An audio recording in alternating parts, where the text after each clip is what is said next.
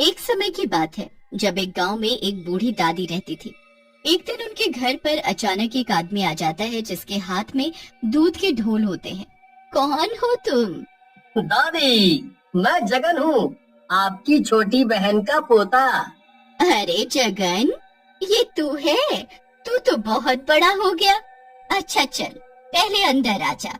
जगन घर के अंदर आता है और फिर जगन अपनी दादी को बताता है कि वो वहाँ कुछ दिन रहने के लिए आया है। दादी, घर के हालात ठीक नहीं हैं, इसीलिए मैं यहाँ आया हूँ।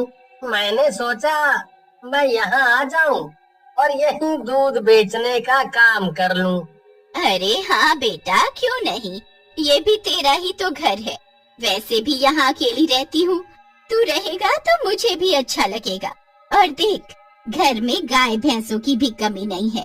तू बस कल से ही दूध निकाल कर बेचना शुरू कर दे। ठीक है दादी। अच्छा, अब मैं सो जाता हूँ, काफी थक गया हूँ। जगन सोने चला जाता है। जगन अचानक भूत बन जाता है। वो वहाँ उस घर में किसी मकसद से आया होता है। सही घर चुना है मैंने अपने काम के लिए। इस बुढ़िया को कभी पता नहीं चल पाएगा कि मैं कौन हूँ। और वो बुढ़िया इसके बारे में बिल्कुल बेखबर होती है। वो चैन की नींद अपने कमरे में सो रही होती है और यहाँ दूसरी तरफ वो भूत अपनी ढोल उठाकर दूध निकालने चल देता है। घर के पीछे सारी गाय और भैंसें बंधी होती हैं। भूत उनके पास जैसे ही पहुँचता है और भूत को देखकर जोर जोर से चिल्लाना शुरू कर देती है। भूत गुस्से में उनको देखता है और अपना हाथ उनकी तरफ करता है कि तभी सब के सब गाय भैंसें डर कर शांत हो जाती हैं। अब हुई ना शांत। अगर जरा भी शोर किया तो दूध के साथ सारा खून निकाल कर पी जाऊंगा। भूत एक एक करके सारी गाय और भैंसों का दूध निकालकर उस ढोल में भर लेता है। उसके बाद वो दोनों ढोल को चांद की रोशनी के नीचे रखकर उसमें अपने जादुई मंत्र पढ़ने लगते हैं। चांद की रोशनी सीधा दूध पर पड़ रही होती है और अचानक दूध का रंग लाल हो जाता है। आखिर जैसा मैंने चाहा वैसा हो ही गया। अब ये दूध कल गांव वाले पिएंगे और पी कर पागल हो जाएंगे। जैसे ही सुबह होती है तो बूढ़ी दादी उठकर अपने पोते जगन को उठाने आती है। बेटा जगन, अरे ओ बेटा जगन, जल्दी उठ बेटा, दूध बेचने नहीं जाना क्या? बूढ़ी दादी की आवाज सुनकर जगन एकदम से उठ जाता है और फटाफट दूध बेचने चल देता है। वो घर घर जाकर आवाज देने लगता है, दूध ले लो, दूध, ताजा ताजा गाय और भैंस का दूध। जगन की आवाज सुनकर शीला घर के बाहर आती है। अरे भैया, तुम कौन हो? पहले तो तुमको कभी इस गांव में नहीं देखा। जी, मैं वो बूढ़ी दादी है ना, तो पीपल के पेड़ के पास बड़े से घर में अकेली रहती हैं, उन्हीं की बहन का पोता हूँ। यहाँ काम करने आया हूँ। अच्छा अच्छा, तुम दादी के पोते हो? फिर तो मैं तुम्हारी चाची हुई। अच्छा, तो तुम मुझे अब 2 किलो भैंस का दूध दे दो। जी, अभी देता हूँ। वो फटाफट शीला चाची को 2 किलो दूध देकर वहाँ से दूसरे घरों में भी दूध बेचने चल देता है। धीरे धीरे वो पूरा दूध गांव में बेच आता है। उसके बाद वो अपने खाली ढोल लेकर घर वापस आता है और आंगन में आकर बैठ जाता है।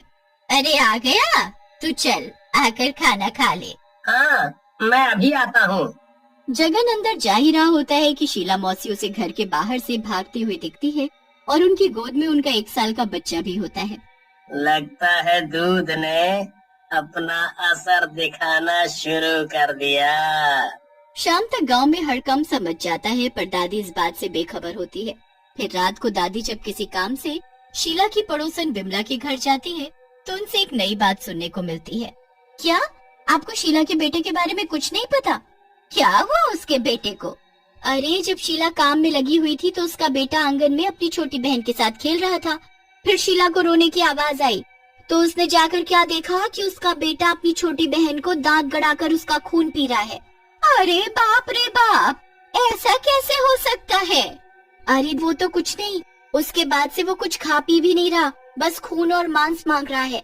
ये तो जरूर कोई शैतानी ताकत उसके अंदर आ गई है। दादी ये बात घर आकर जगन को बताती है और जगन इस बात को सुनकर अंदर ही अंदर मुस्कुराने लगता है, क्योंकि ये सब आखिर उसी का तो किया हुआ होता है। आप आराम करो दादी, आप परेशान मत हो। दादी के सोते ही जगन वापस भूत बन जाता है और फिर से गाय भैंसों का दूध निकालकर दोनों ढोलों में भर लेता है।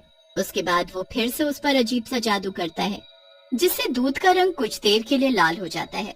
मुझे जल्द से जल्द पूरे गांव में ये दूध सबको पिलाना होगा। सब एक दूसरे के खून के प्यासे हो जाएंगे और सब खुद ही एक दूसरे को मार डालेंगे। उसके बाद मैं अकेला इस गांव में राज करूंगा। भूत बहुत खुश हो रहा था और उसे पूरा यकीन था कि वो अपने मकसद में कामयाब हो जाएगा। पर अगली ही सुबह जब जगन दूध बेचने जाता है तब दरवाजे पर किसी के खटखटाने की आवाज आती है। दादी जाकर दरवाजा खोलती है तो उसके सामने उसकी बहन खड़ी होती है। अरे बहन तुम, आओ आओ जल्दी अंदर आओ। इतने सालों बाद आज आ ही गई तू, हाँ? वैसे मुझे पता है कि तू मेरी वजह से नहीं, जगन की वजह से आई है यहाँ। तुझे कैसे पता चला कि मैं जगन की शादी का कार्ड देने आई हूँ? क्या जगन की शादी? पर उसने तो मुझे अभी तक नहीं बताया। अरे तो मैं आई हूँ ना बताने और बुलाने। वो बेचारा तो अपनी शादी की तैयारियों में लगा हुआ है। अरे तू क्या बोले जा रही है? जगन तो इतने दिनों से यहीं रह रहा है। अरे तू सठिया गई है क्या? जगन तो गांव में है, उसकी शादी है अगले महीने, इसीलिए मैं यहाँ आई हूँ।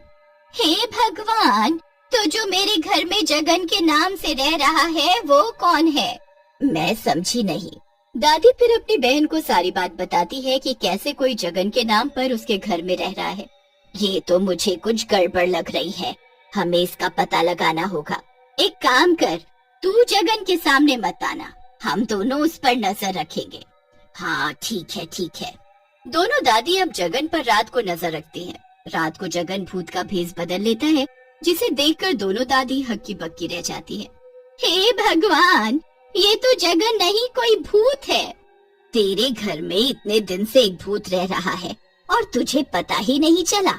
अरे तो मेरे सामने ये जगन के भेष में रहता था, मुझे कैसे पता चलेगा? अब इसे देखते हैं, आखिर ये करेगा क्या। भूत हमेशा की तरह दूध निकाल कर उसे ढोल में भरकर चांदनी रात में रख देता है और उसमें मंत्र पढ़ना शुरू कर देता है। कल मुझे कुछ नए घरों में दूध देने जाना पड़ेगा। जल्दी जल्दी मुझे इस गांव के लोगों को ये दूध मुंह लगाना होगा, ताकि वो एक दूसरे के खून के प्यासे बन जाएं। अब मैं समझी, ये गांव में जो आतंक फैल रहा है वो इस दूध की वजह से है। कैसा आतंक? जिस दिन से इसने गांव में लोगों को दूध बेचना शुरू किया है, लोग एक दूसरे का खून पीने लगे हैं। यहाँ तक कि छोटे छोटे बच्चे भी वो खूंखार जानवर बन चुके हैं और डॉक्टरों को भी समझ नहीं आ रहा कि क्या हो रहा है। घर वाले उनको घरों में बांध बांध कर रख रहे हैं, क्योंकि वो खून और मांस मांगते हैं। हे भगवान, ये कैसा दूध लोगों को पिला रहा है जिसे पीकर लोग खून मांग रहे हैं।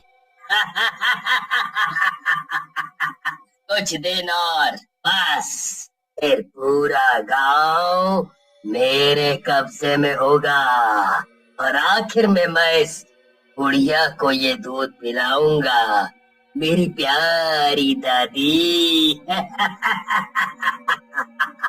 आखिर तुम्हें भी तो पता चले कि उनका स्वाद कैसा होता है।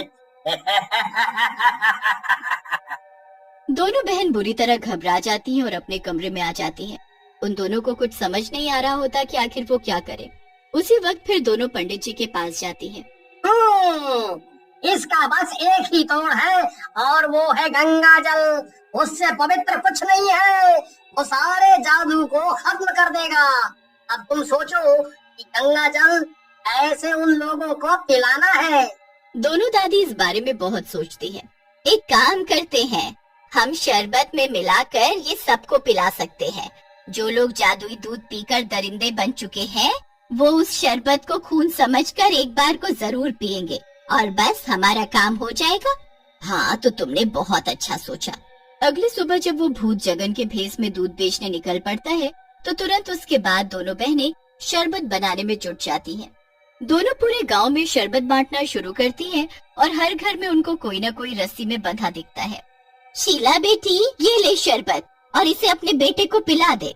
खून, खून, जल्दी दो मुझे।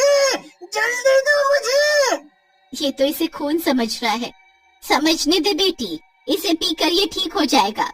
शीला जल्दी से अपने बेटे को वो शरबत पिला देती है, जिसे पीते ही वो बिल्कुल पहले जैसा ठीक हो जाता है। अरे दादी, ये तो कमाल हो गया, आपने तो जादू कर दिया। अब बस तू हमारी मदद कर ताकि हम पूरे गांव में सबको ये शरबत पिला सके। बस फिर तीनों मिलकर पूरे गांव में एक एक इंसान को वो शरबत पिलाती हैं। जादू की वजह से बने दरिंदे सब ठीक हो जाते हैं। उसके बाद दादी और उसकी बहन घर आती हैं। अरे दादी, ये आपके साथ कौन है? पहले तू ये शरबत पी, फिर मैं बताती हूँ कि ये कौन है।